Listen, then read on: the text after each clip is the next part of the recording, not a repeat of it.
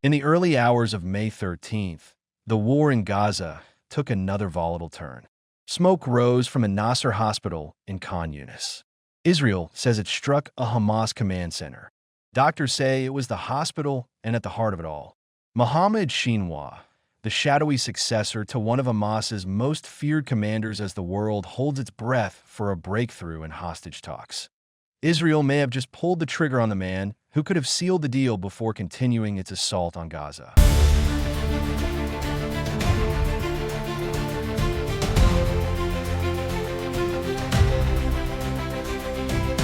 Israel has targeted top Hamas figure Mohammed Shinwa in a devastating strike on the European hospital known as Nasser Hospital in Khan Yunis, Gaza on May 13th, a move that could upend delicate hostage negotiations set to resume in Doha, according to a senior Israeli official and sources familiar with the matter. Sinwar, who became Hamas's de facto leader after the IDF killed his brother, Yahya Sinwar, last October, was the intended target.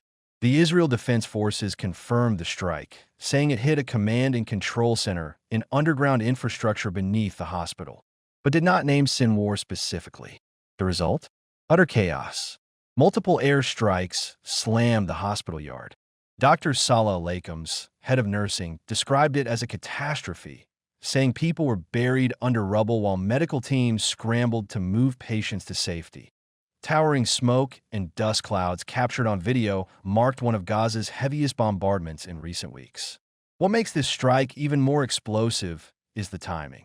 Just a day earlier, Hamas had released Israeli-American hostage Aiden Alexander as a goodwill gesture to the U.S., a move that sidelined Israel and opened a back channel with Donald Trump's team.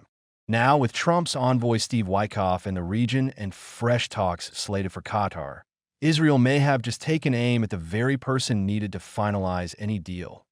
Witkoff, before departing, Israel vowed to be relentless in bringing hostages home. But within was fate uncertain? The path to peace just hit a minefield. Mohammed Sinwar is a Palestinian politician and militant who has served as the leader of Hamas in the Gaza Strip and the leader of the Ezzedine al-Qassam Brigade from October 2024.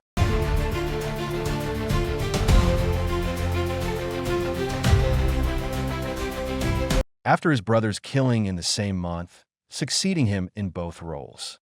Born in the Khan Yunis refugee camp, Sinwar spent several years in Israeli jails in the 1990s and became the leader of Hamas's Khan Yunis brigade in 2005. He has been subject to several unsuccessful assassination attempts by Israel.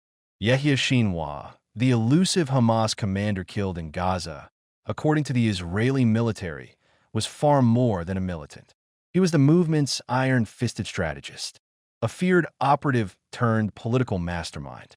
Born in a refugee camp in Khan Yunis in 1962, Sinwar rose from grassroots Islamist activism to the top of Hamas's decision-making body. He founded Maid Hamas's brutal intelligence wing and made a name for himself by rooting out suspected collaborators convicted of multiple murders. Sinwar served over 2 decades in Israeli prison, where he sharpened his skills, learned Hebrew, and studied his enemy. His 2011 release in a landmark prisoner swap in exchange for IDF soldier Gilad Shalit was seen by many as a turning point in Hamas evolution. Sinwar forged ties with Egypt, deepened alliances with Iran, and commanded respect and fear alike. Israeli officials branded him the butcher of Khan Yunis and the face of evil, accusing him of orchestrating the October 7th massacre, even as he occasionally flirted with diplomacy. Sinwar's legacy will be forever entwined with Hamas's deadliest chapter, the devastating strike that killed prominent Palestinian journalist Hassan. S. life, widely known for his massive online, following an unflinching documentation of Gaza's war-torn reality, sent shockwaves across the region.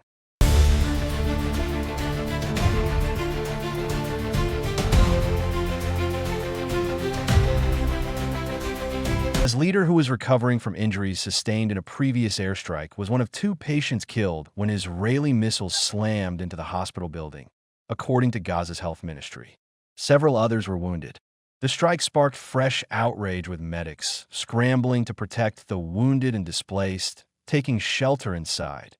But Israel claims it was no ordinary journalist. The hospital was bombed.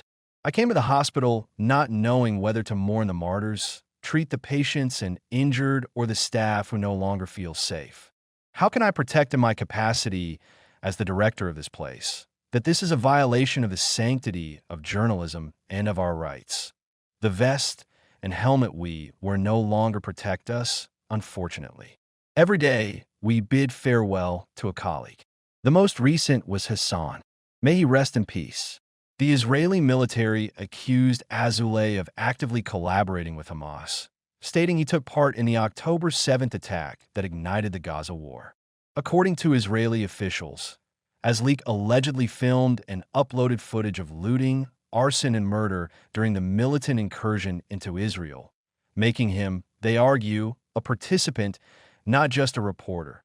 The IDF defended the strike, saying it hit significant Hamas terrorists operating from a command and control center beneath the hospital, an unsubstantiated claim they have used for all strikes on hospitals. Critics, however, argue that the line between combatants and civilians has been dangerously blurred and the price once again is being paid in blood.